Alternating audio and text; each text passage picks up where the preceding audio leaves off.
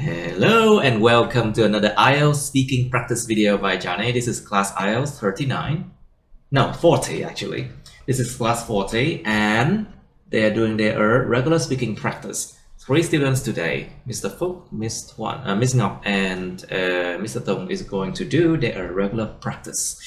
Alright, so class 40, we worked on part 1, topic number 1, 2, and 3 already. Yeah. So let's move on to number 4. It's about trees and plants. I think I should move this one here. Okay, trees and plants. Cây cối các thứ. So, Mr. Tùng, please, have you planted trees before? Yes, I have. Yeah, what kind of plants? This. And do you remember how you planted them?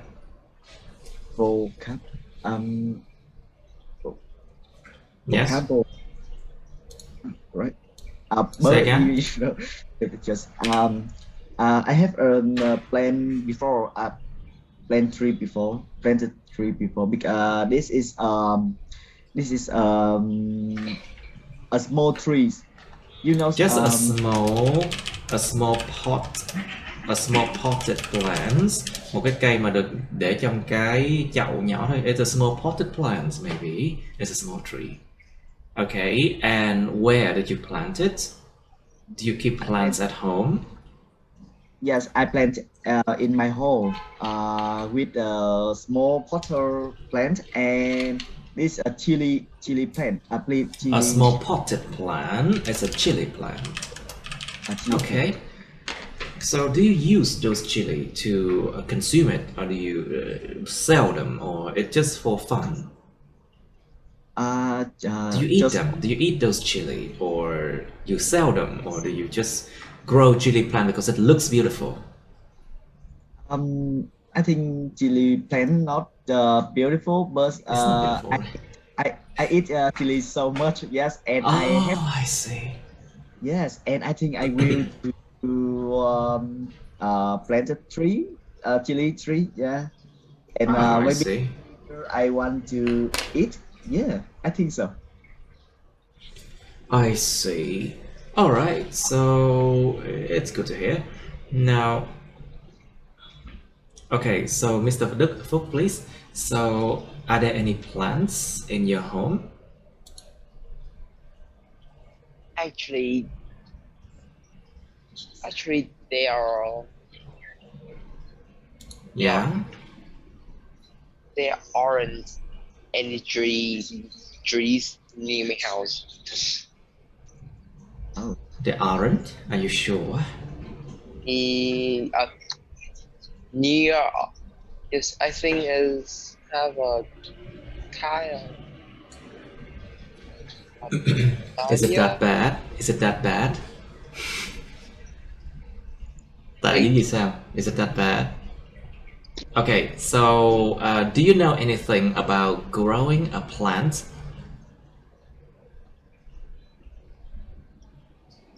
Seriously, I don't have. Like how long do you have to, when do you have to water the plant? Or to put it out? I have no idea about that because I never planted a tree before. I see. So you have never planted, but do you know how to take care of your plants or trees? I just know we just do watering the trees like that. I see. Just know how to water them. Cố gắng mở rộng ra, try to expand it. Yes. Like for example, but if I have a chance, I would love to learn. For example, nếu tôi có cơ hội, tôi cũng muốn học. If I have a chance, I may want to learn. Có thể là maybe I may want to learn. So, Mr. Thuận, please. Miss Ngọc Thuận, please. So, have you planted trees before?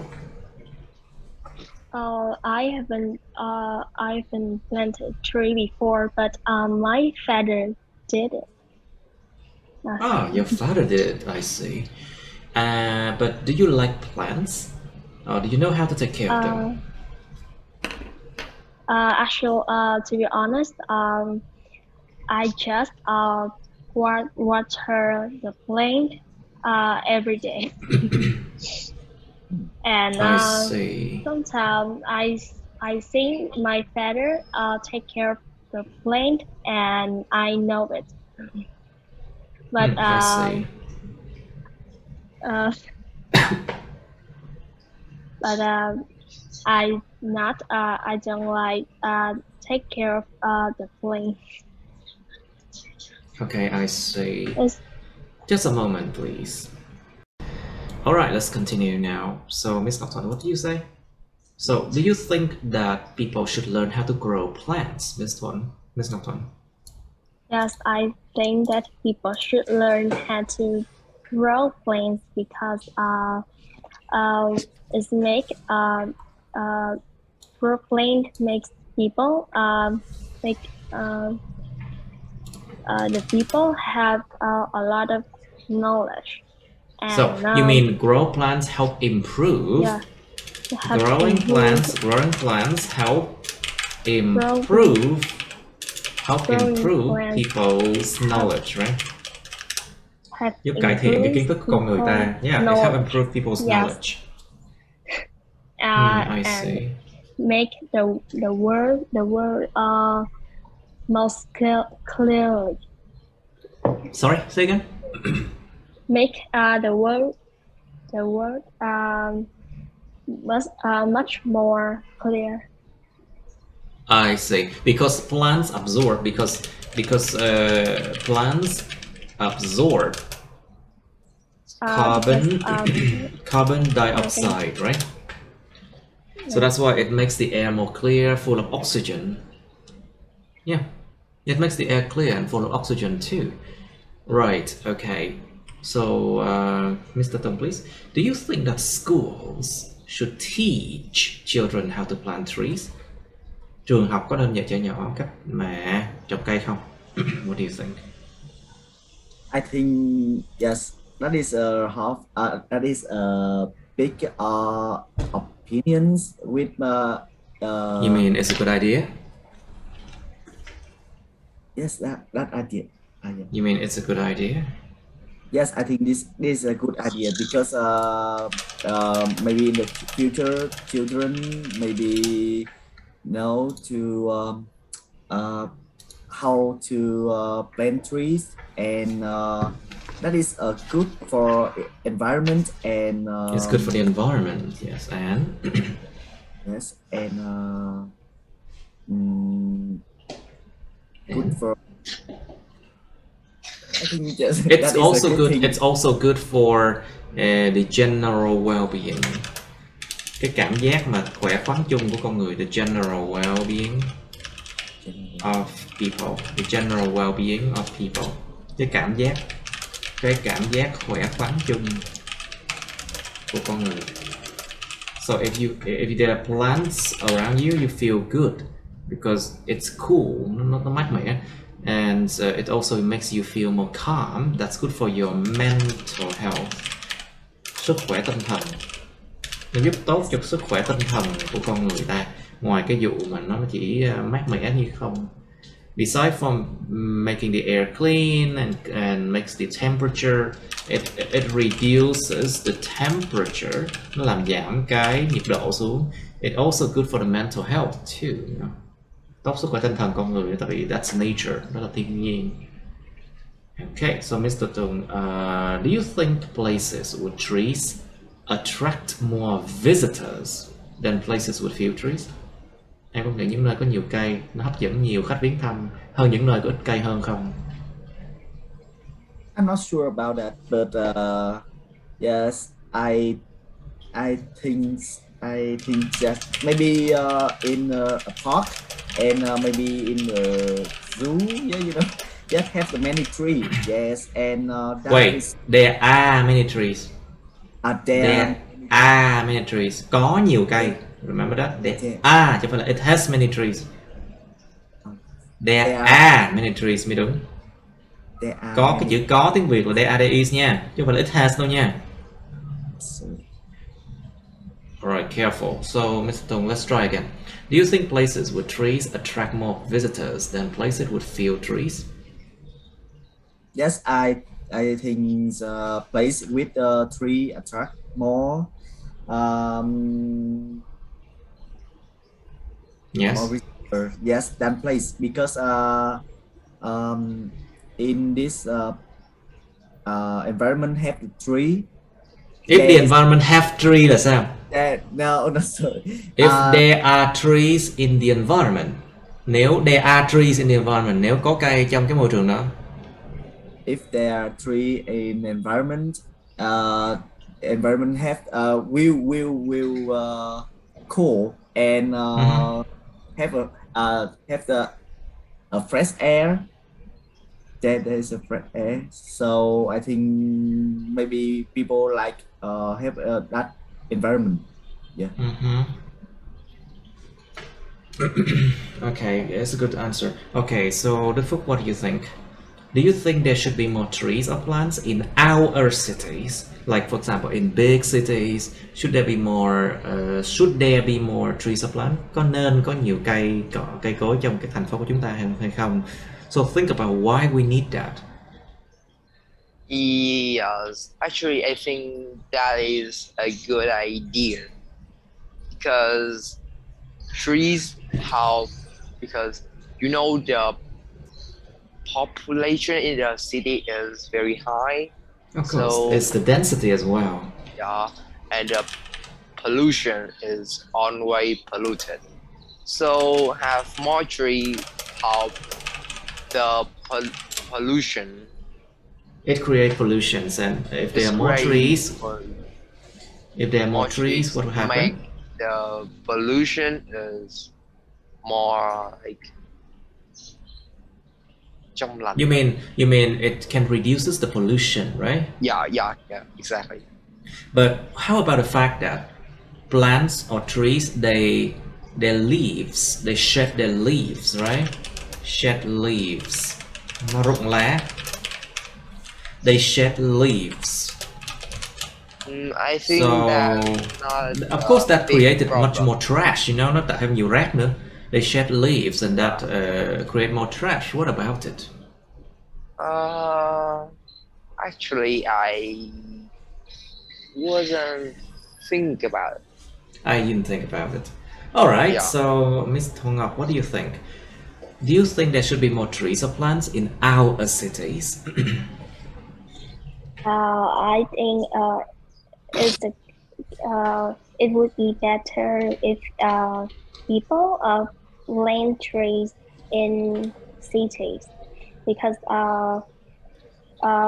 trees is reduce carbon dioxide and make the environment purified. And you mean it makes the environment? It makes the environment pure. Tinh khiết, pure. It makes the environment pure. I don't think pure. It's just more clean, Nó chỉ làm cho nó sạch hơn chứ không có pure đâu, thiệt luôn. But anyway, so Ms. Ngọc said that there should be more trees. There should be chứ không phải là it has nha, không phải it has nha. Yeah. There should be more trees or plants in our cities. So Ms. Ngọc, do you think there should be more plants inside or on buildings? Trên những tòa nhà hay là bên trong những tòa nhà nha?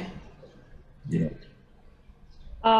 I think we should more plants inside buildings because it's make because we are living in a country buildings, so. What do you mean country building? Yes, it has an important effect on our health. So, plant more trees could be better for our health. Yeah, but that seems very vague. Nghe nó vẫn rất là vague, rất là mơ hồ. Thiệt luôn á. So you're not sure why we should do that inside building, right? think about the fact that inside buildings the air does not flow very well. Trong những tòa nhà cái không khí nó flow, nó di chuyển không có tốt lắm. So think about the fact that trees can filter the air. So what do you think, Miss Thuận? And also trees, they keep the temperature lower, so there's no need to use air conditioner that much. Okay, what do you think? I can use repeat this question. I can hear you. You can't hear me? Really? No, I don't understand what you mean. Ok, có hai cái ý đó chính là sao? Thứ nhất, cây trong building nó sẽ lọc không khí, tại vì không khí trong mấy cái building á, nó không có flow, nó không có chạy trong cái building nó tốt được, không khí nó bị giữ lại chỗ như đó. Thứ nhì, đó là nếu mà có cây á, nó giảm nhiệt độ xuống thì nó sẽ đỡ phải xài điều hòa hơn như đó. That's what I meant. Yeah. So what do you think? Do you think there should be more plants inside or on buildings? Yes. People should put more tree on buildings because it's a good idea. Wow. Yeah, but why it's a good idea? You have to say why it's a good idea. It make it make our health more better, right? Better and save the electricity bill when using air conditioner. All right, it saves electricity, I see. So, all right, let's move on to the next topic now. We should do part 2 and then eventually to part 3 as well. So we did 48 the last time. Let me choose something for you because there's an illusion of choice. Có sự ảo ảnh của sự lựa chọn. You think that you can choose, but no, actually I choose for you. Okay. All right. Okay, let's try something. Part 2 first, okay?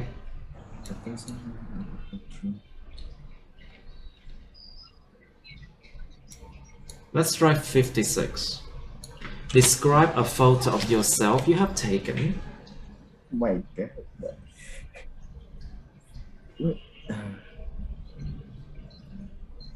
Okay, this is 56. Describe a photo of yourself you have taken. Miêu tả một cái tấm hình mà của bản thân các bạn đã chụp. So you should say where you took it. Các bạn đã chụp nó ở chỗ nào. Be careful with the verb. Past tense, quá khứ nha, cẩn thận. Where you took it. Các bạn đã chụp nó ở đâu? When you took the photo. Các bạn đã chụp nó khi nào? How you took it. Các bạn đã chụp nó như thế nào? Like with what kind of smartphone or how you took it? Is it from above? Chụp lên bên trên hay là chụp bên dưới nền nhà? Is it on the floor? Or did you ask someone to take it for you? Did you use a tripod? Cái ba chân đó. Did you use a tripod to take pictures? Or did you set a timer? Đặt hẹn giờ. And explain how you felt about a photo. Và giải thích là bạn cảm thấy thế nào về cái tấm hình đó. Alright, be careful with the verbs, okay? Cẩn thận với những cái động từ này nha. Quá khứ hết á, it's all in the past. So you have 2 minutes now, class. 2 phút suy nghĩ bắt đầu. Alright, time to talk about it. Now, so Đức Phúc, you first, please. Phúc, please, can you describe a photo of yourself you have taken? Just do it slowly, be careful with the verbs, okay? Làm từ từ thôi, để ý mấy cái động từ.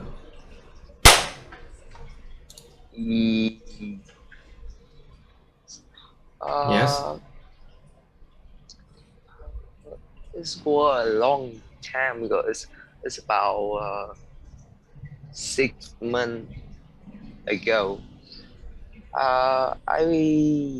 I took it in I took. I took I took it with. I took a photo. What is it? Cái I it nó là cái gì? I took took a photo with. I took a photo Yeah. at the mall At the when mall. Mhm. yeah, when I was waiting when I was waiting to my friends Okay. to went to the cinema to watch movie. So I just took out my phone and I just take I just took out my phone. I took. Cẩn thận. Careful. took out my phone and I Snap a picture. snap a picture of myself and Snap a picture là chụp tấm hình thôi. Yeah, take a picture or snap a picture of myself. And then what? And then and when I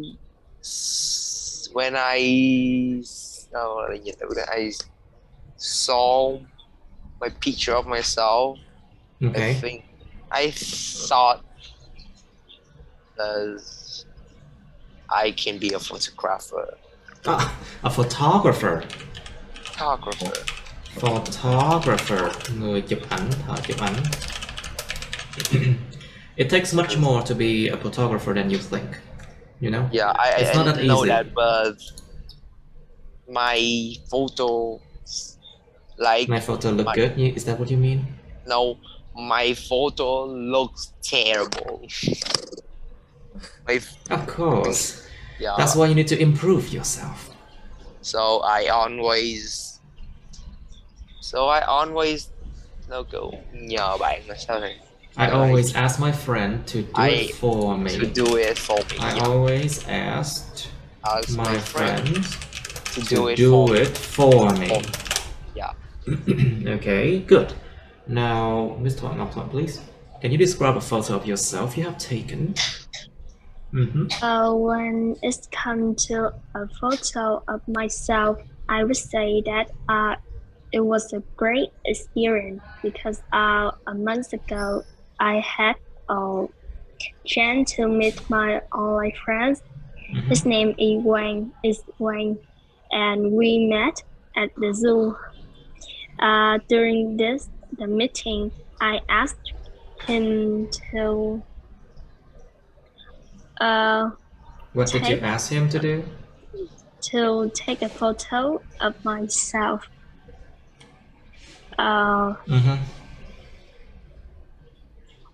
I was delighted because this picture was a wonderful photo, right? Because this was a wonderful photo that I haven't seen before. And after that, I post it on social media such as Facebook and Instagram. That's all. Okay, good enough. And then next time I saw that picture everywhere online. Well, when you took a picture and you asked your friend to do it, they will put it everywhere, I'm sure. Nhờ bạn chụp hình kiểu gì cũng thấy hình khắp nơi, phát tán trên mạng. Nhất là hình xấu. Chính xác. Especially very ugly pictures. Those pictures will be everywhere, yeah? Ít nhất thì bạn bè luôn sẽ giữ ít nhất một tấm hình chìm của mình. They always keep a picture to defame you. Dìm hàng. To defame someone. Để bị dìm hàng ai đó. Để mà làm cho người ta xấu hơn. To defame someone. Làm người ta xấu hơn nâng mình lên thầy. That's what people do. Okay, Mr. Tùng, your turn to describe a photo of yourself you have taken. But this, remember that this topic, it's a photo that you took yourself, okay? It's cái câu chủ đề này là mình phải tự chụp hình chứ. Tại sao nãy giờ các bạn kêu là nhờ người này người kia chụp hoài vậy? Careful, lạc đề cái đó là chết à. Em nói là tự em mà. Okay, you said you did, Là right? do em nói là nó quá xấu nên em thường xuyên because it's too bad, so that's why you ask your friend. I see. Now, okay. All right. So, Miss Ngọc, please. You did okay. Mr. Tong, please. I 1 year ago, I took a photo of myself in my home.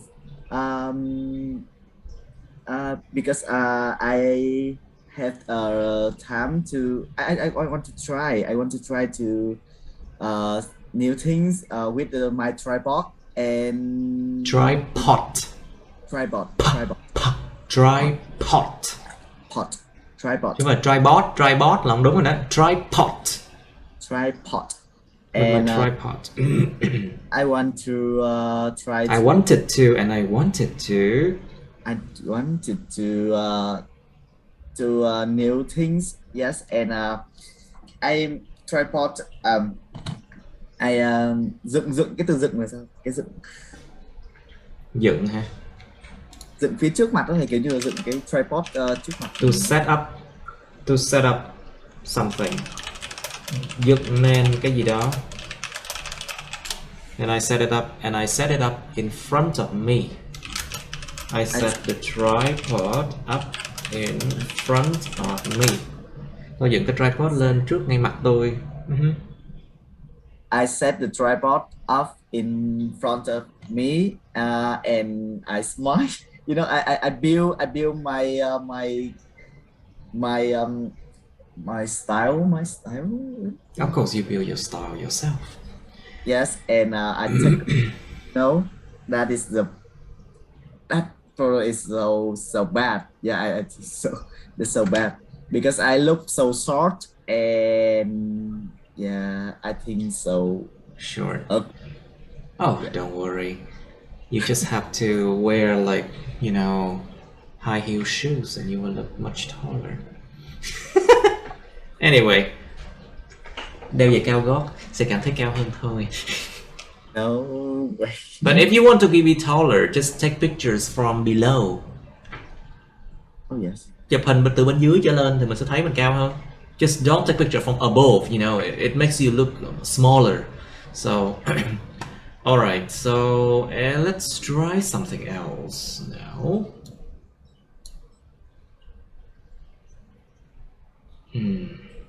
Okay, let's try 52 now. Describe the person you would like to become in 10 years. So this one, you have to use future tense if you want to talk about a future. And if you talk about you now, you have to use present simple.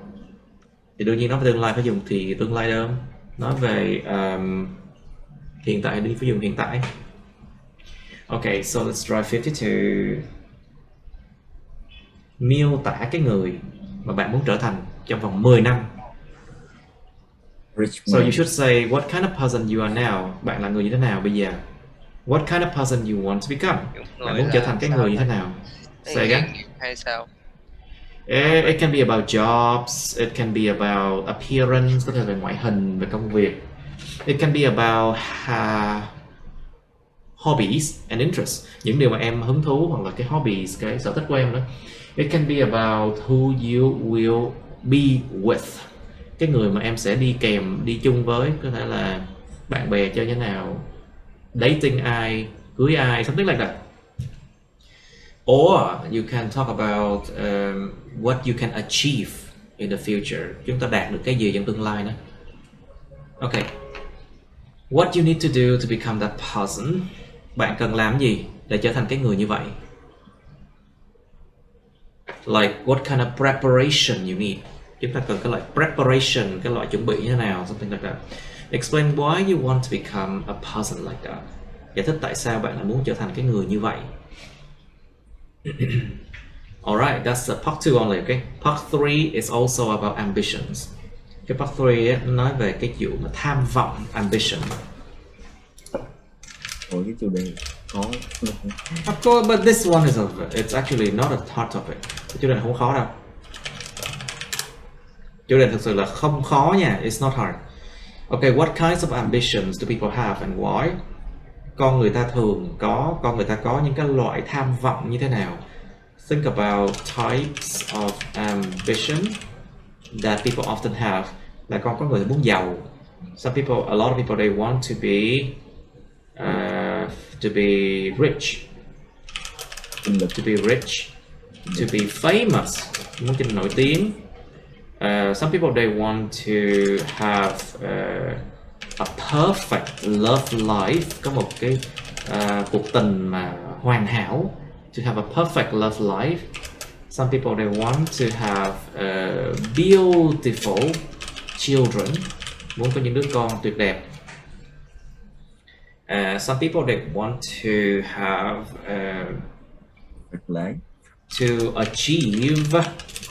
to achieve more in their career path, muốn đạt được thêm trong cái con đường công danh của họ. Some people, they want to have IELTS 7.5, for example. Yes. Muốn đạt được IELTS 7.5. Maybe that is to be successful, muốn thành công, to achieve academically, đạt được thành quả về học thuật, học vấn chẳng hạn. Or some people, they want to be more beautiful, so they go to the gym, for example, muốn trở nên đẹp hơn, muốn đi tập gym chẳng hạn. These are the popular types of ambitions that people have, but you need to explain why. Các bạn phải giải thích tại sao con người ta có những cái ambitions này. So I can give you some ideas, because they say that, con người ta nói rằng, they say that people often desire things that they do not have or cannot have. Con người ta thường mong muốn những cái mà họ không có hoặc là không thể có được. Like for example, if people want to be famous, then they themselves are not famous. Chính bản thân họ không có famous thì họ mới muốn famous chẳng hạn, something like that. If they are poor, they want to be richer, for example. Ví dụ như đi. Or what kind of ideas? So why do people have these kind of ambitions? There's one other reason why people have ambition. I think it's because the desire to better, động từ to better themselves. Có một nó có là cái mong mỏi là muốn làm cho bản thân tốt hơn. Đó là một cái lý do mà tại sao con người ta cứ mong muốn có cái này có cái kia. Đó là ambitions. Like the desire to better themselves, it's one of the reasons I think. Okay, next question.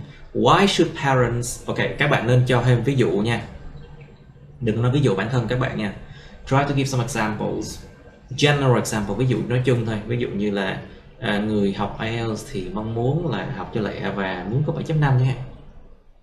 An example, like for example, an IELTS students, most IELTS students, often the English students always want to achieve more, want to study faster and want to achieve a very high score, for example. Đó là một ví dụ, that's just one example. You think about the other one, okay? Các bạn suy nghĩ về những ví dụ khác nhé. Alright, why should parents encourage children to have ambitions? Tại sao các bậc cha mẹ nên khuyến khích cho trẻ nhỏ có cái tham vọng? Think about what would happen if children do not want to try to be better. Điều gì sẽ xảy ra nếu trẻ nhỏ không có muốn cố gắng tốt hơn? Nó sẽ ra một cái xã hội mà toàn những người mà chỉ muốn đều đều ổn định, không muốn cố gắng, kém cỏi. It creates a society full of lazy, complacent, tự mãn, lazy, complacent, or low quality people, những người có chất lượng thấp đó. And that would be very bad. So why are there other reasons? Các bạn có muốn có con mà nó không giỏi không? Muốn có con mà nó cứ chầy chật, nó không được thành công cuộc đời không? You want to have children that are not successful? Nobody wants to have children that are not successful. Nobody wants to have children that will become poor, you know, or unsuccessful in life, or living a life day by day. To live a life day by day, lay lất, nó gọi là lay lất, sống ngày này qua ngày nọ, không có tham vọng. To live life day by day without any ambitions, sống lay lất luôn á, không có gì tham vọng nhé. Right. Thật sự cái số lượng người này nhiều lắm luôn ở trong xã hội Việt Nam bây giờ. Those kind of people, there's a lot of people like that in Vietnam right now, I can see. They don't want to improve themselves.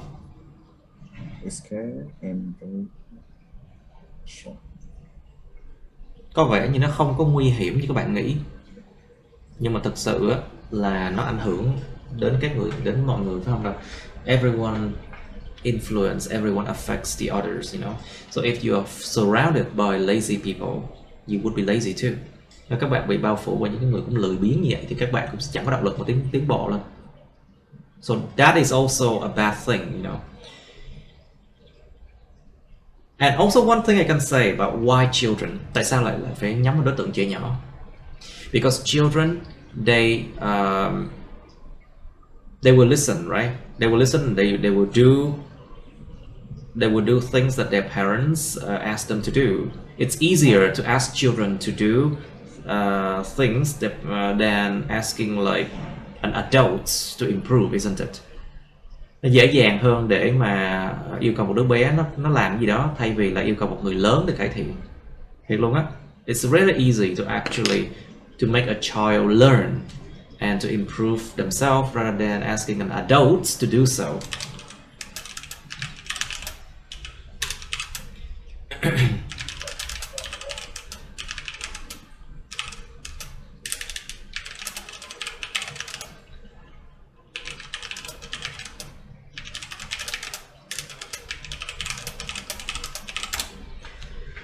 Okay, so should parents interfere with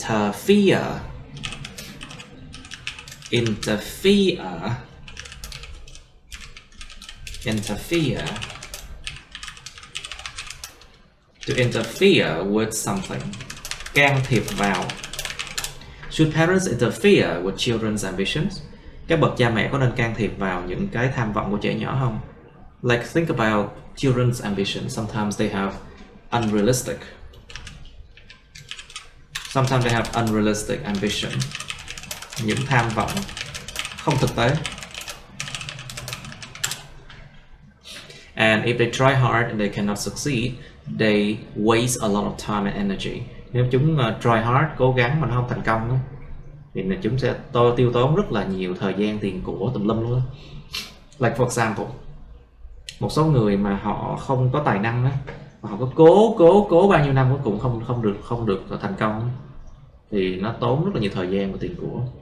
Like if someone who is not talented, he was born not talented, and then they spend so much money and effort to train themselves to be a singer, for example.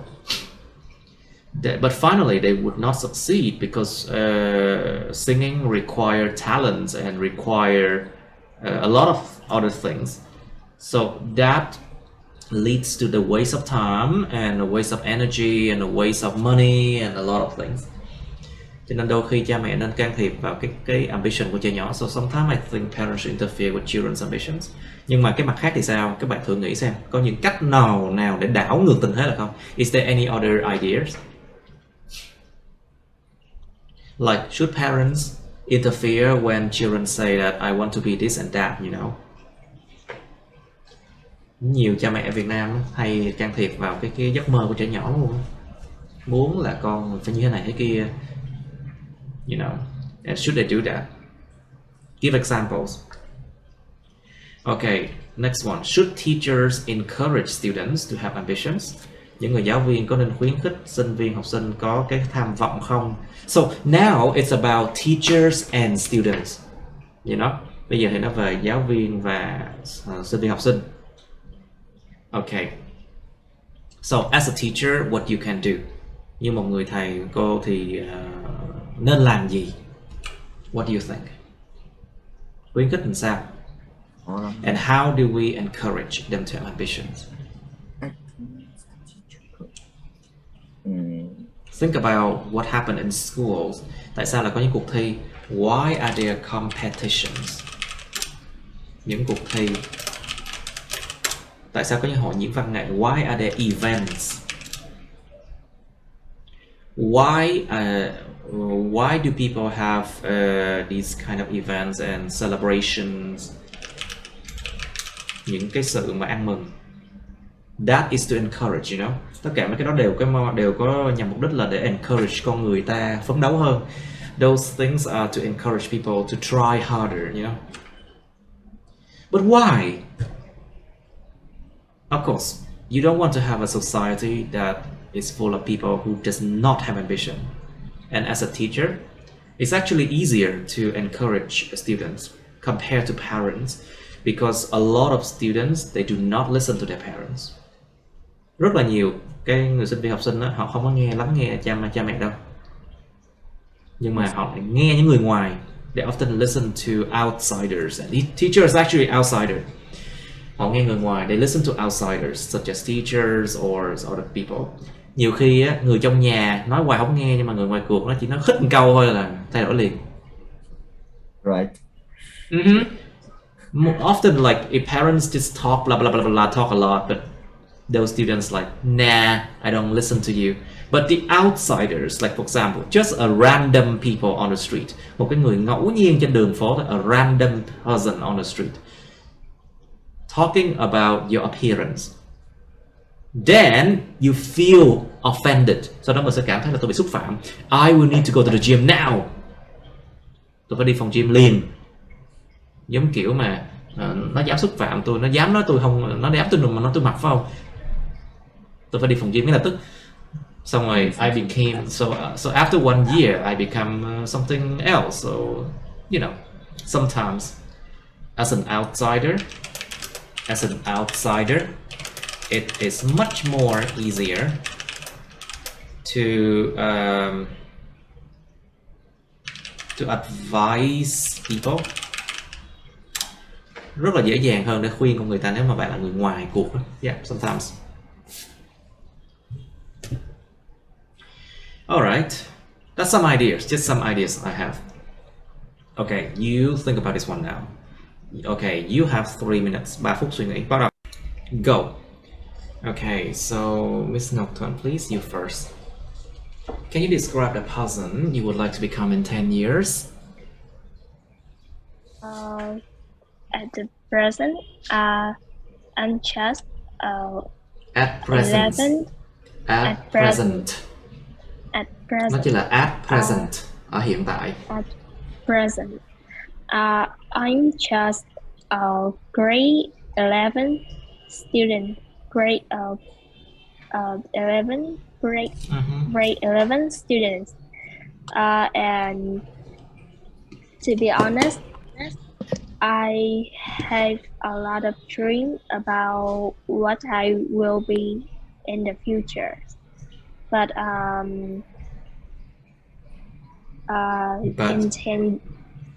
in 10 years, I want to be a rich people. People plural. Person is singular. Cẩn thận, cái nào số ít số nhiều? Person hay A people? rich. I want to be a rich person. Person. Yes. Person. One explanation for this is that I want to help the poor out of the poverty. You want to help the poor out of their own property. Their own poverty, right? Yes. Sự nghèo đói. Giúp người nghèo ra khỏi sự nghèo đói của họ. Well, that's a noble cause. A noble cause. Một cái theo đuổi cao quý. It's a noble cause actually. Anything else? No, that's all. All right. But why do you want to become a person like that? Cái ý nó thiếu. You haven't explained that. Em nói em muốn giúp người nghèo này. Yes, because you want to help the poor. I see. Ah, okay. Right. So, what you need to do to become a person? Đó, tập trung mấy cái you should say nha. Be careful. Focus on what you should say.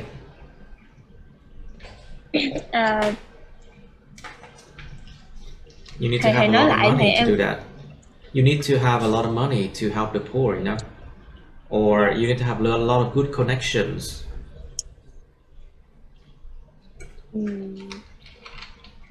You haven't talked about what you need to do to become that person. I think that I need have a lot of I think I need join some of charity organizations. You need to join charity organizations. Những tổ chức từ thiện. Yes, to have. Okay. To help people, I see. All right. So, Mr. Đức Phúc, please describe the person you would like to become in 10 years, please. Don't forget to say who you are now and what you need to do, you know. Đừng quên cái vụ mà mình là ai bây giờ nha, và chúng ta cần làm gì nữa cơ. Okay. Yes, now I'm just a normal student with a dream to become a football player. Yes, and I want to be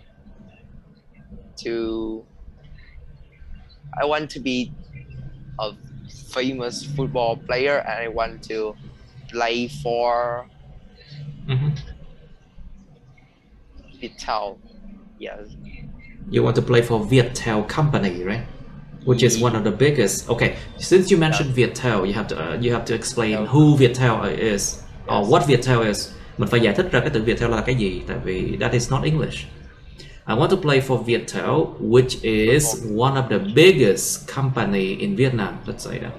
Một công ty lớn nhất của Việt Nam. I want to play for Viettel Football Club because it's one of the most biggest football clubs in Vietnam. One of the biggest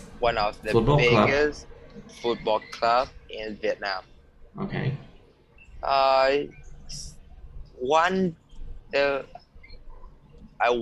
If I want to join Viettel, I want to join.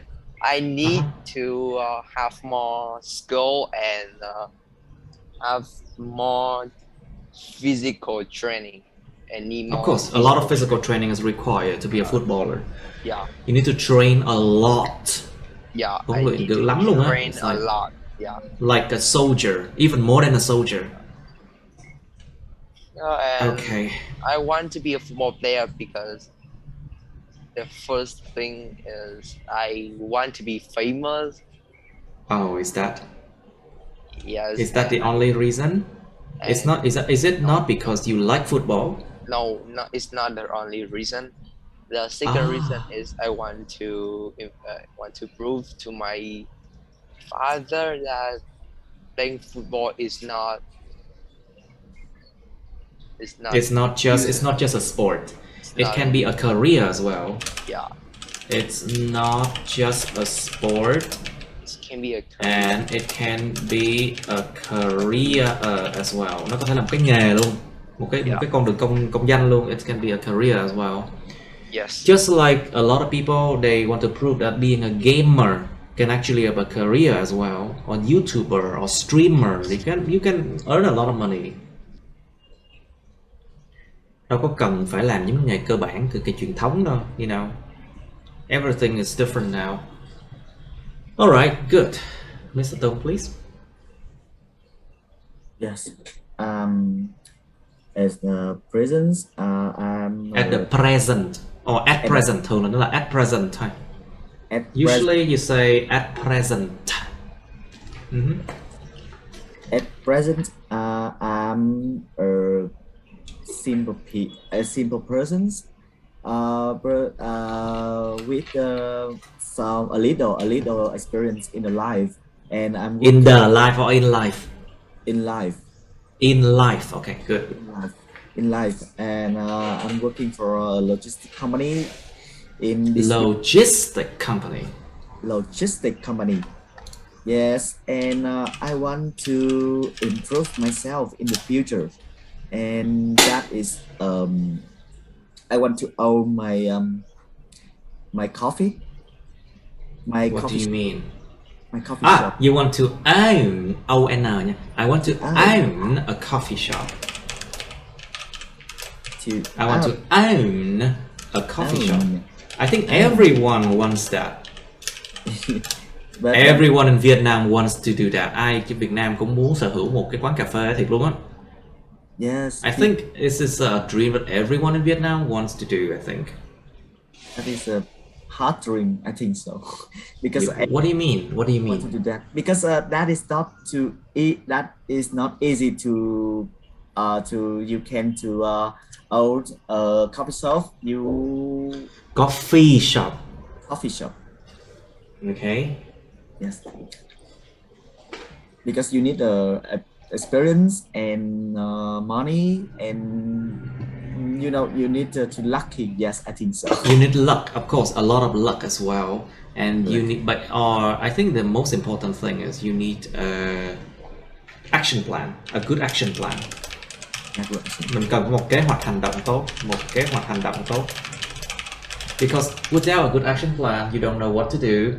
It's very easy to fail. Rất là dễ dàng để fail luôn á, để thất bại luôn á, nếu mà không có good action plan. Okay. And now, okay, let's go to part 3 of ambitions then. So, Miss Ngọc, please. So, what kinds of ambitions do people have? Wait. Mr. Tung haven't actually explained how he needs to prepare to become a person and why. Tùng chưa có giải thích rõ tại sao lại muốn trở thành như thế và cần phải làm gì. Yes, right. I want to do that. I want to do to become that person because I want to make a money and want to make money. Không có money. Make money. And I want to make money. Okay. A big coffee brands in Vietnam. Okay, you want to be a big coffee brand in Vietnam. Muốn trở thành một cái nhãn hàng cà phê lớn Việt Nam. Well, why not? Because I very like a coffee, and I want to. You mean you really like coffee and? Like coffee, and I want to improve this way in the future. Okay, good. So, Miss Ngọc, please. So, what kind of ambitions do people have and why? What do you think? Try to expand it. Ráng cố gắng mở rộng ra. There are many ways you can answer this question. Cái câu này có nhiều cách. In my opinion, I think that in the world, there's a lot of ambition that people want to achieve, like get band 7.5 in the IELTS exams, or Exactly. or to want or to be rich, and to be famous as well. And I sometimes it's the unrealistic ambitions, but it stimulate their spirit to do some of uh,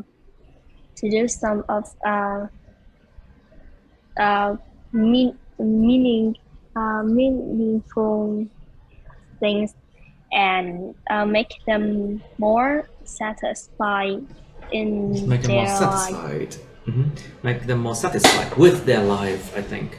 with their life. Okay. For All right. So, what do you think? What kinds of ambitions do people have, and why?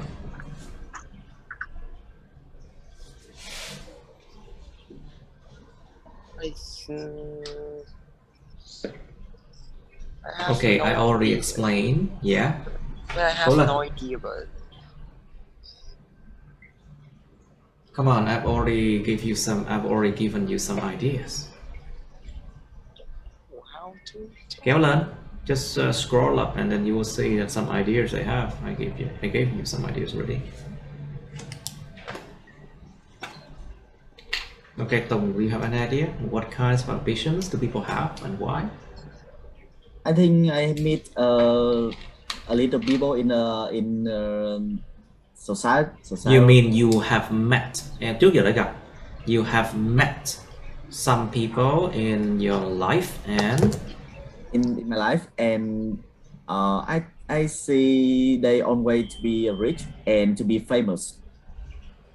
Yes, and I think that is kind of ambition people have, because life is very hard, and they always to think about to how can they make money, and how make money. Are you sure? make money. Money không đếm được. Money is uncountable. So Yes. they always think about how to make money. Yeah. Make money, and they always to think about to, yes, and have the money to care about them family. Yes, and to have a easy life in the future. Yeah. To have an easy life in the future. I see.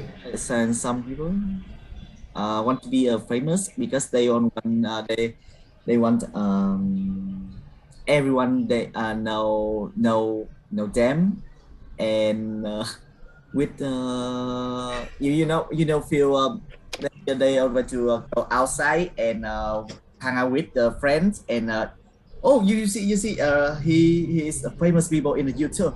Yes, he feels on YouTube. He's a famous person on YouTube. He's a famous person because có một người thôi. It's only one person, singular. He's a famous person on YouTube. Remember, on TV, on YouTube, on Facebook, on the net. Yes. And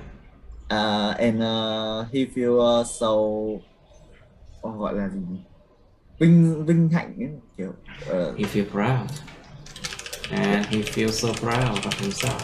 So proud. Cảm thấy rất là tự hào về bản thân, and he feels so proud of himself. Yeah. Okay. Now, okay, so Mr. Đức Phúc, please. So why should parents encourage children to have ambitions? What do you think? Cố lên.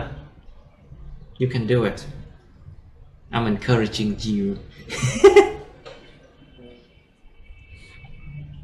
I think have ambitions will have the children have more like achievement in their life, and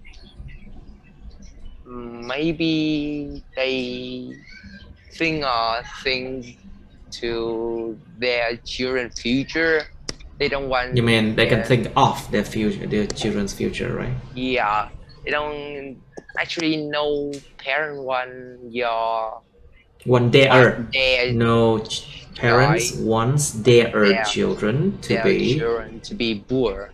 So have so more the parent so parent always encourage children to have ambitions because that. Okay. All right. What do you think, Mr. Tung? Why should parents encourage children to have ambitions? What do you think? I think because parent on way to Cái lý do mà cha mẹ nào cũng muốn tốt cho con, nghe nó quải lắm. I don't want to hear that reason that all parents want good for their children. I don't want to hear that reason really. Okay, I have a new idea. Even though it's a good reason for you to say, but it's I just really don't want to hear that. You know, all parents want good things for their children. Thực sự cái lý do này nghe chán chường lắm luôn. I don't want to hear that, but even though it's a good idea, nó là một ý tưởng tốt nhưng mà nó nghe hoài nó chán lắm. Okay, so I have a new idea. Maybe. Okay, please, new idea, please. Yes, because parents want to. I think so sensitive. Okay, but problem. Because their parents want to the children successful in the future and maybe can to care about them.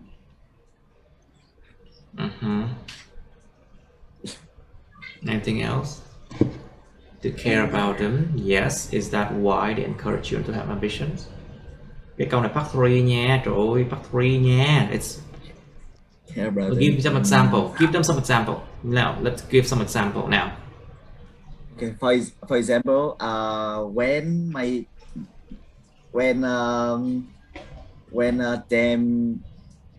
them too old and them When they are too old. yes, and my children and them and their children. Okay. What? Giống như là những đứa trẻ của họ gọi là their children. No, it sounds like nếu em nói là they are children là they là cái gì? Nó không có rõ ràng they are là cái gì. Like old, it's like parents often want to compare. Let's just say that. Parents often like to compare. Cha mẹ nào cũng thường là thích so sánh. And they compare their own children with the other people's children. Con người ta. Yeah, and that leads to the fact that they always want their children to be better. Điều đó dẫn đến cái sự thật hiển nhiên rằng they often want their children to be better than the others. So that's why. Đó là lý do tại sao. So that's why they encourage children to have ambition. For example, okay, say it. Tom, come on. Nói đi, em nói đi.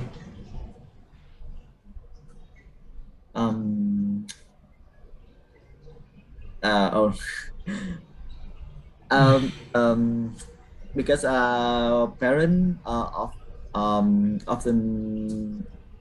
often like to compare, and so they always to look around for. They always look around. Always. They always look around. Look around. Chứ phải look. They always look around and look around and they compare with compare to, and they compare their children to the other children. Okay. Your friends, their friends. Compare their friends. Yeah, their friends. Their different children. Yeah. And that is why a parent always encourage the children to have a patience. To have patience? No, I'm patient. Ambitions. Good. Yes. All right. So Miss Ngọc Thuận, what do you think? Should parents interfere with children's ambitions? Có nhiều cái ambition nó xàm lắm luôn nên interfere cho rồi, nhưng mà thực sự là cũng có nhiều cái ước mơ mà hoài bão không nên cha mẹ dính vô. Alright, so Miss Ngọc Thuận, please. I think that the parent should interfere children's ambitions, because I think that their parents maybe experience about the lack of financial shortage. You mean the lack of finance, right? So thiếu hụt tài chính, yes. The lack of finance, yeah. The lack of finance. They don't want their children don't have any ambitions, such as to be rich. So they obsessed. They are obsessed with. They are often, họ thường là obsessed. They are often obsessed with. Thường bị cuồng cái gì? Như bị ám ảnh thầy. They are often obsessed with something like that. They're often obsessed with becoming a rich people, becoming a rich person, and so they don't way interfere children's ambition. I think it's they always interfere with children's ambition. Interfere with children's ambition. I think it's a good choice to make the children more better. Better? To make children better. Better. Okay, good. So, what do you think, Đức? Should teachers encourage students to have ambitions? Những người giáo viên có nên khuyến khích sinh viên học sinh có tham vọng không? What do you think?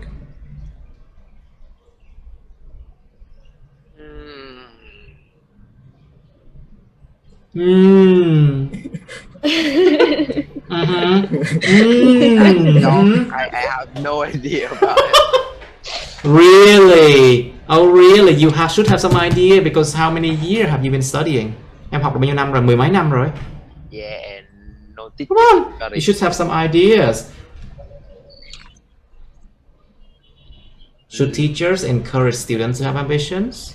Trời ơi, thầy nãy giờ mà cho một đống ý rồi mà trời ơi. But actually, I don't know how to say it because. Okay, then Mr. Tùng will say it first. Should teachers encourage students to have ambitions, Mr. Tùng? Yes, I think teacher encourage students to have. Từ. Do it slowly. You know what slowly is? Do it slowly. Now, should teachers encourage students to have ambitions? Đọc nhanh lại sai tùm lum. Do it slowly. Slowly, okay? So teacher encourage students to have ambition. Because I think yes. Because student always to things in I think that the student are not think too much. So maybe you mean students don't often think a lot, right? Yeah, don't often think a lot. Sinh viên thường sống không nghĩ nhiều lắm. Students often think a lot. No, trust me, they do think a lot. Cơm áo gạo tiền.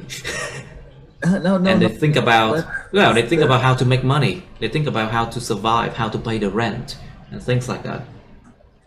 I think students don't to think a lot like that. So what do they do?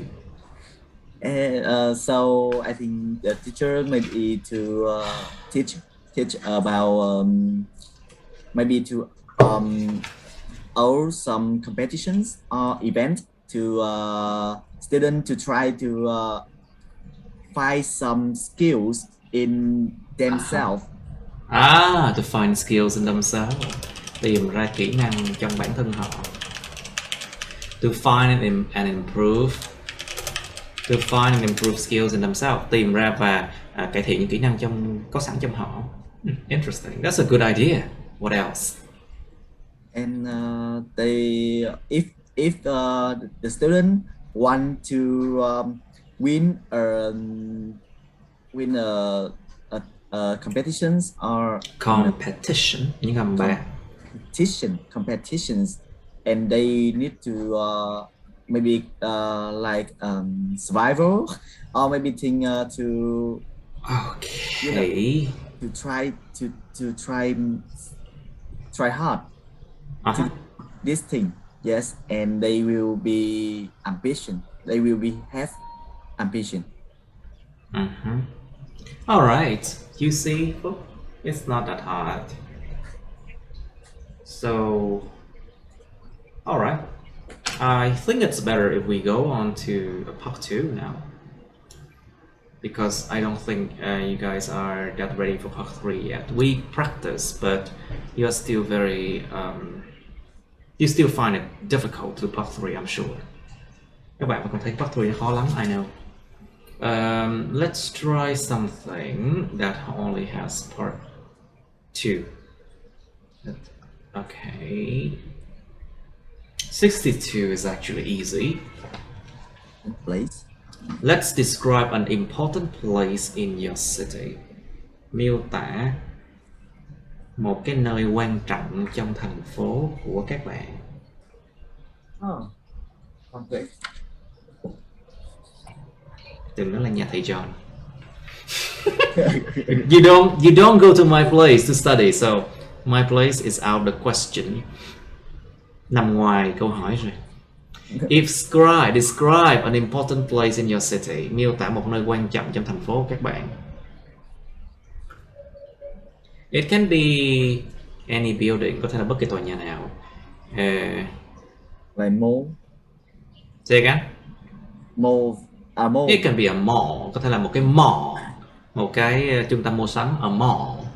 It can be a hospital, it can be a prison, a school. It can be a library, it can be cinema. Một cái tòa nhà mà nhiều người sử dụng, một cái tòa nhà quan trọng, something like a historical building sometimes. Tòa nhà lịch sử cũng có thể là nơi quan trọng nha. It can be important as well. Historical building can also be important place. For example, the Independence Palace.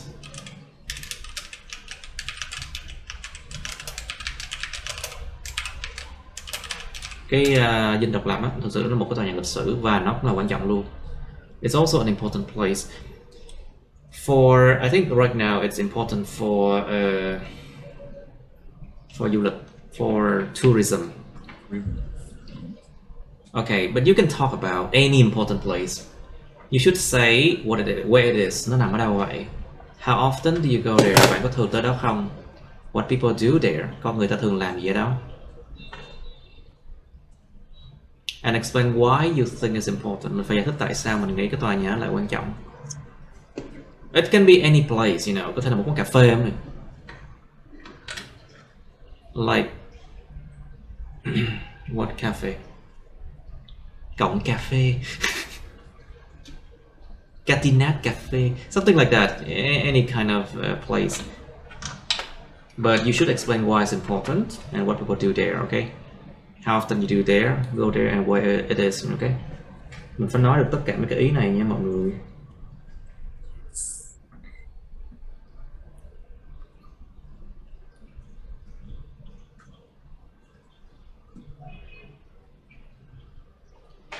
Okay.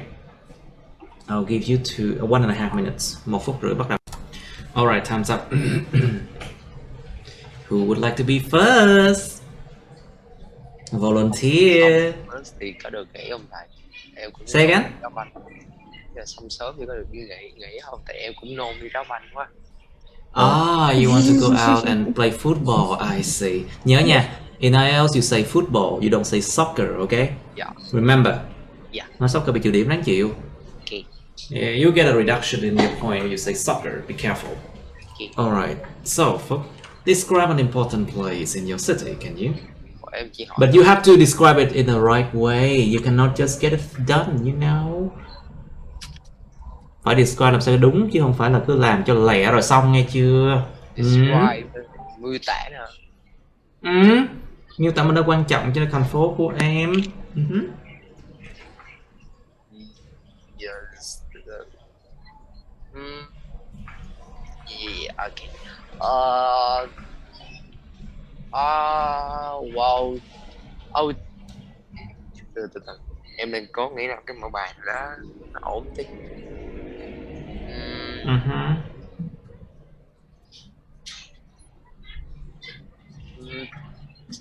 Well, I will talk about an important place in my city. It was Yes. Bagona. It was what? Từ cái tên nó khó đọc. từ Bonaga Temple. Okay. Okay, it's a temple, một ngôi đền. Okay, it's a temple, yeah. Yes, it was in Nha Trang City. Nha Trang City is also my hometown. So I often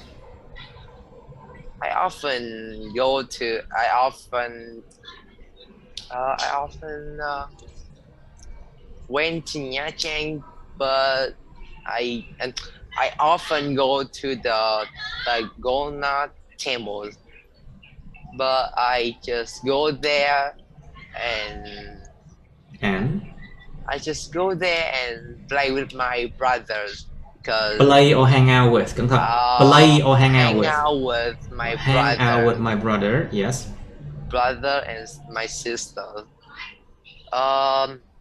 Because my mother, because you know, people go to the temples usually worship, usually pray for good luck or pray to. Rồi thì đi chùa để làm gì? Thì để worship, để mà cầu nguyện and pray for good luck. Cầu cúng, pray for good luck and something like that. Cầu may. Is important because anh có tính lịch sử là gì? Because of its historical value. Because it is important. It's important because of its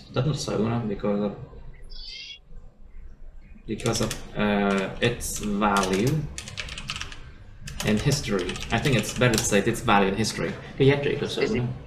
Its value and history. Its value and history. All right. Yeah. Anything else? Okay, good. Now, Miss Ngọc, please. Yes.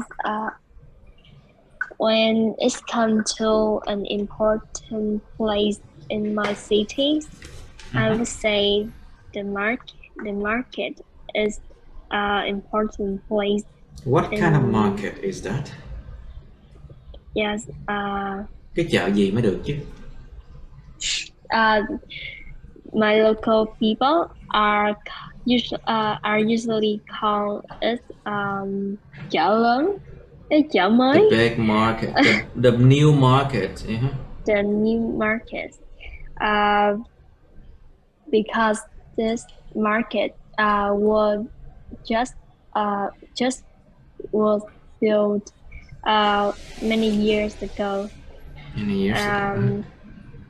It is situated in the center of my city. I think it's an important place because this is where my local people purchase some of things they need for their demands. For their daily demands. For their daily demands, cho những cái nhu cầu hàng ngày của họ. Their daily demands, such Yes. as food, or vegetable. Vegetables. Trời ơi, vegetable là sao trời ơi? Vegetable. Âm DZ. Vegetable.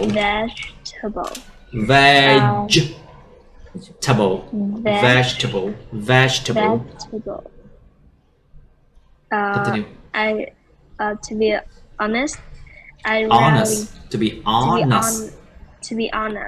I rarely go to chợ mới, but my mother, she usually go and buy some of food for my family. Good. Okay, now Tùng, please. Okay.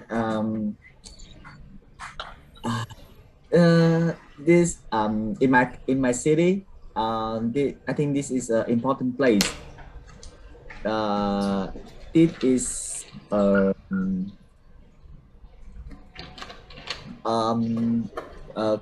Vivo City Mall. Of course, Vivo City is a good place. I know that place. It's very near to me. Yeah, and it's an important place because the people need to People. Because people. Pupil. Okay. Pupil là học sinh. People mới là con người. People. Because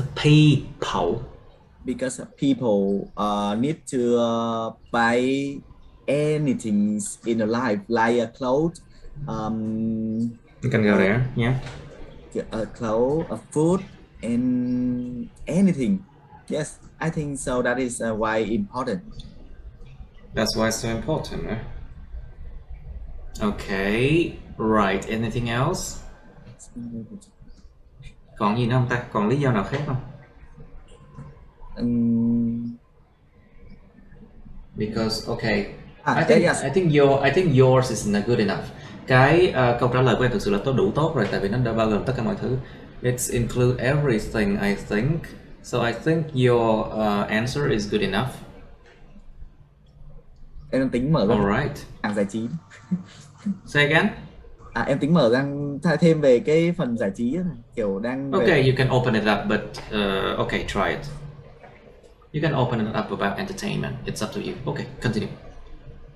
Yes, and some people they feel to stress in them life, and they in their life, and they can to come Vivo City to buy new things. Because when you buy new thing, it helps. It makes you feel a bit better. Just for a moment. Okay. And còn gì không ta? I think just like to go to the cinema, or maybe to play in game like that. So maybe they can feel to relax. Beside 1 week to working. Before 1 week they working. Yeah, I think so. Okay, all right, but I think you should have stopped before that. You shouldn't go too far into the details. Chắc là em không nên đi quá xa vào cái chi tiết đâu, thực sự em nghĩ là như vậy. Nên ngừng ngay từ cái chỗ hồi nãy. Alright, so let's continue with another topic, part 2 now. Let me choose for you. Continue. You wanna go, Đức Phúc? Yeah. No, after this one. Go play. After this one. Describe a time that you misunderstood someone. Miêu tả một cái thời điểm mà em đã hiểu lầm ai đó. You should say when this happened. Nó diễn ra lúc nào vậy? What you were doing. Lúc đó mình đã đang làm. Lúc đó mình đã đang làm cái gì? What you were doing. Why you misunderstood the person. Tại sao mình lại hiểu lầm cái người đó? Explain how you felt about it. Giải thích là mình cảm thấy thế nào về cái điều đó. Okay. Okay, I'll give you 1.5 minutes again. Time's up. Please describe a time that you misunderstood someone. The fuck you be first then. Be first. I gave you a lot of time, like 3 minutes actually. So do it well. Be first. Em vẫn chưa nghĩ ra được là em đã làm What? chỉ làm ai. Em chỉ mới nghĩ ra người đó làm gì và em đã chỉ làm người đó thôi. Okay. Have you ever cheated in an exam and then your friends told you the wrong answer? Có lần em đã cheated trong lúc đi thi và bạn em nó cho em câu trả lời sai và sau đó em không thèm nhìn mặt nó luôn. Yeah, that's when you misunderstood someone, yeah. That's a funny story, yeah. Something like that. Oh, come on, you should practice more, think more about. Okay, Mr. Tom, please. Actually, that is a hard question for me. I think so. Yeah, it's very hard. I think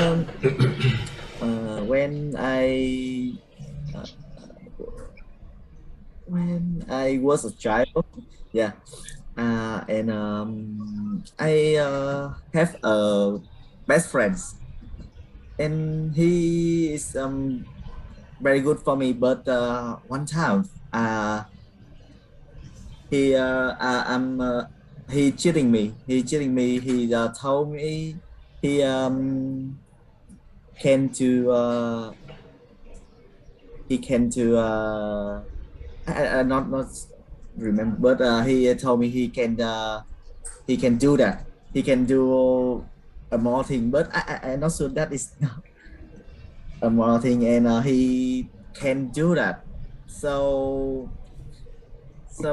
he want to try.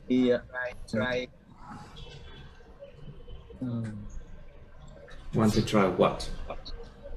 Careful, because we are talking about the past now. Cẩn thận với mấy cái quá khứ. Come on. Verb in the past. He wanted to try. He wanted to try to test me. Yes, and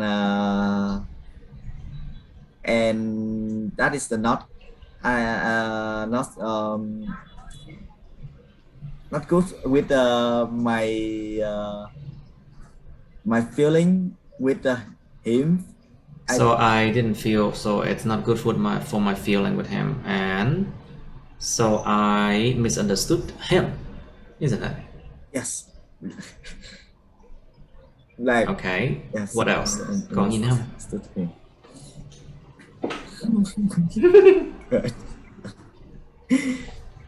He. Is there anything else? Okay. Now, please. Can you describe a time that you misunderstood someone? Em kể em làm bể bình bông ấy. Of course, you can talk about any story. Yes.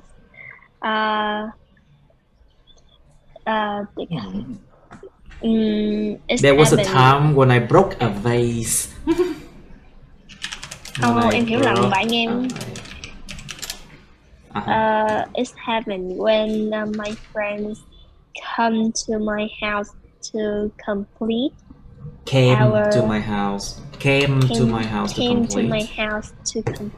our homework.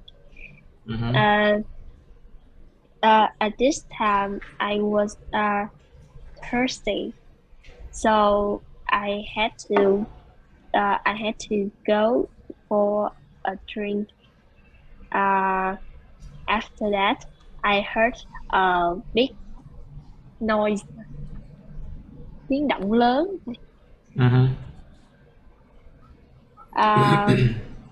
At my living at the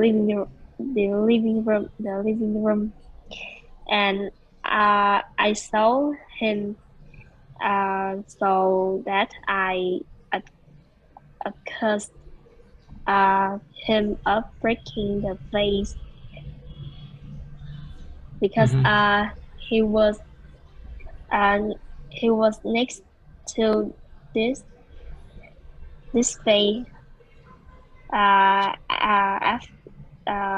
After I found out the truth, I was embarrassed and apologized for my misunderstood.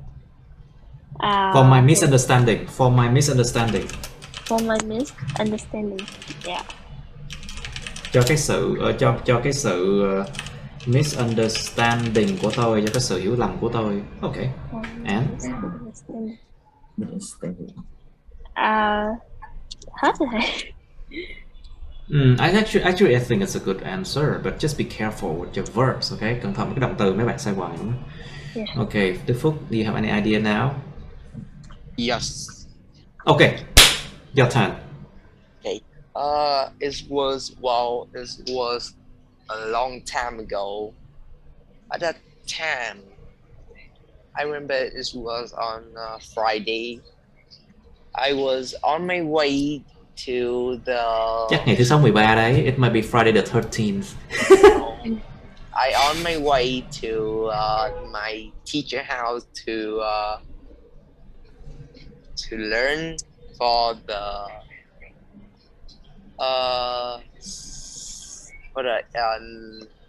exams. Also, my brother go to his teacher house to learn for the next exam. My mother usually buy fruit for our, but today she For us, usually buy food or fruits for us. Fruit. Cái cây hả? Buy fruit for us, right? Yeah, no, food. Buy food for us. Food for us. But that day she just buy for my brother. So I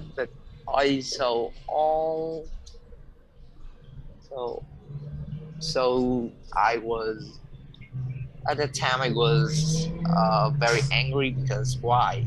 I don't understood why she do that. But She did that. I never understood why she did that. But when my brother say the reason why say that my mother don't have enough money to buy fruit for two of us, so she just buy for my brother. When know the reason why, I was really embarrassing. Really what? Embarrassing. Embarrassing or embarrassed? Tính từ nào là đúng? Which one? Embarrassed or embarrassing? Embarrassed. Because if you feel embarrassed, you say embarrassed. But if you talk about the nature of that thing, it's embarrassing. Nếu nói về bản chất của cái thứ đó, nó mới là embarrassing. Còn nếu mà nói về trạng thái của em lúc đó thì là embarrassed. Which one? Embarrassed. I was embarrassed. Okay, good enough, class. I think that's it today. I think. Okay, that's the end of my videos. Please like, share this video with your friends, subscribe to my YouTube channel, and press on the bell button next to the subscribe button so you can get notified about my new uploads. Okay, you can also press follow my Facebook, but please don't add me on Facebook as friends. Okay. Cảm ơn các bạn đã theo dõi nha. Các bạn hãy nhấn vào like, chia sẻ video này bạn bè các bạn. Nhấn vào nút đăng ký kênh YouTube mình và nút cái chuông kế bên cạnh để đăng ký kênh á, để mà các bạn sẽ được thông báo về những video mới nha. Các bạn cũng có thể nhấn vào nút theo dõi Facebook mình, nhưng nhớ đừng kết bạn Facebook mình nha. Thank you and see you. Bye.